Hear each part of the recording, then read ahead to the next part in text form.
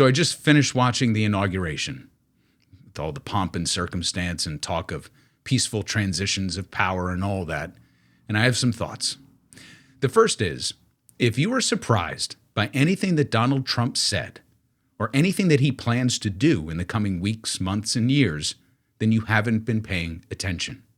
It was all contained within the text of the Heritage Foundation's Project 2025. The White Nationalist Manifesto came to life today in the People's House. UNFTR. Now, I don't have to watch any of the responses in the establishment media to know what's going on. I know that there's a bunch of feigned outrage on the left with the so-called liberal media, and there's a lot of ball spiking on the right and Fox News and all of that. But this just reflects their true interest. The ratings bonanza that is Donald J. Trump. The spectacle in chief is back, and he delivered, as usual, in an inaugural address that was as bloodthirsty and divisive as one would have imagined.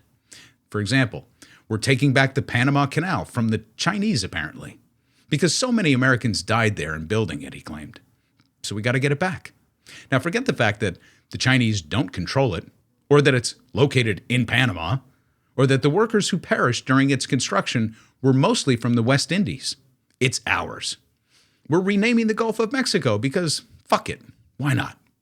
The world is on notice that our military is ready to defend our interests everywhere throughout the world as we spread peace. Anywhere between 100 and 200 executive orders are apparently going to be issued today, according to the Trump team. Like, there are only two genders now. We're out of the Paris Climate Accord again. The border is closed. The undocumented are to be hunted and deported. Even naturalized citizens, if they've been convicted of a crime, are going to be sent back to where they came from. Constitution be damned. The Jan 6ers going to be set free. We're going to drill, baby, drill, even though we are maximizing domestic oil and gas production as is, and we're already energy independent. From half-truths to blatant lies, these are ethno-nationalist populist rationales for delivering on the promise of oligarchy.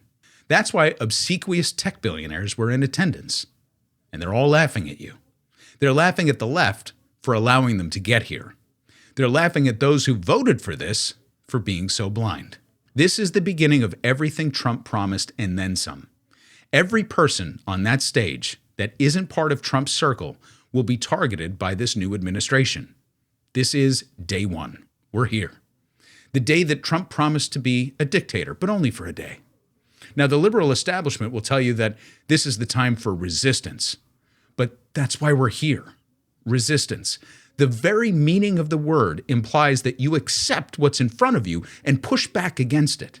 But that's why we're here. Just ask Jack Smith and Merrick Garland how resistance is going.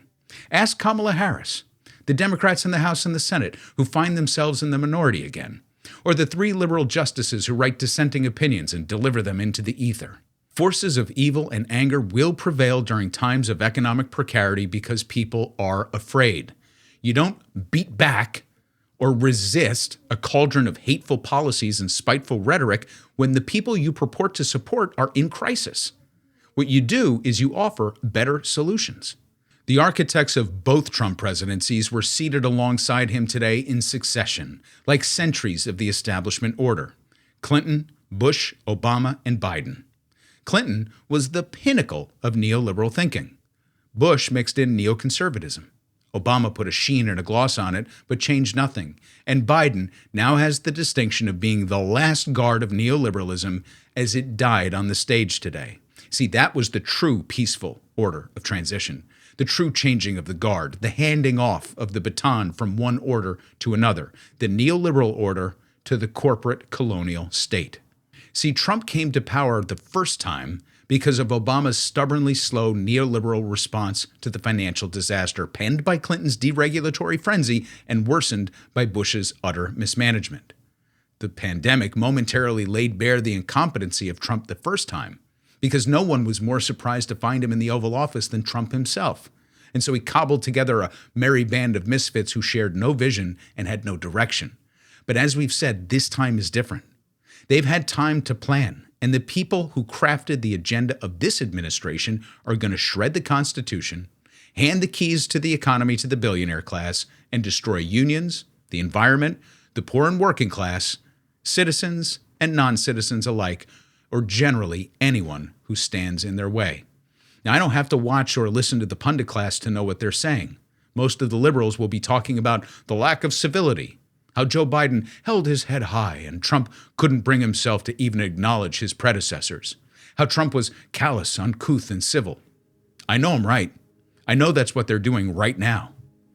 $1.7 trillion in student debt, 1 million unhoused people on the streets, household debt at an all-time high, a housing shortage, persistent inflation, threats of joblessness, record bankruptcies due to medical costs, worsening climate disasters, insurance companies screwing policyholders, whether it's health or home. These conditions are the direct result of neoliberal policies, whether the average person knows to call it that. So let's just put it another way. This is class warfare. Fascists, or wannabe fascists, rise to power in times of economic precarity and fear, even if they represent the very thing that is suppressing people. All they have to do is offer a vision and prey on the fears and conditions that exist. That's the failure of the Democratic Party. They have only themselves to blame for trying to hold the middle, play defense, and resist. This is a time of rebirth. It's day one in more ways than one. It's either day one of giving in to corporate colonial forces or day one of a new plan, one that centers the working class and the planet. Now, I don't know who needs to hear this on the Democratic side of the aisle, but Bill Clinton, Barack Obama, and Joe Biden are not your friends. You need feel no sympathy for them, as they are all part of the journey to this moment. It's day one, if you choose, of building a new coalition of citizens who speak clearly with one voice to demand certain non-negotiables of our future. Medicare for all, guaranteed work, guaranteed shelter, a livable planet, and true democracy. You'll notice none of these things were uttered aloud in the Capitol Rotunda today, because you can bank on Trump for one courtesy. As full of shit as he does not bullshit. He is not fucking around. I don't like speaking in absolutes, but I'm willing to go on record to guarantee a few things right now. I guarantee Trump will fuck this economy for the majority of us, because it's already on the way to happening. His tax cuts for the wealthy, punitive tariffs, saber rattling with our biggest trading partners, deregulation, and gutting of the green investments in the IRA will hasten all of this. It will run hot before it runs cold, but it will happen. It's basic math. You, I, everyone will bear witness to gut-wrenching scenes of deportation that will challenge your humanity.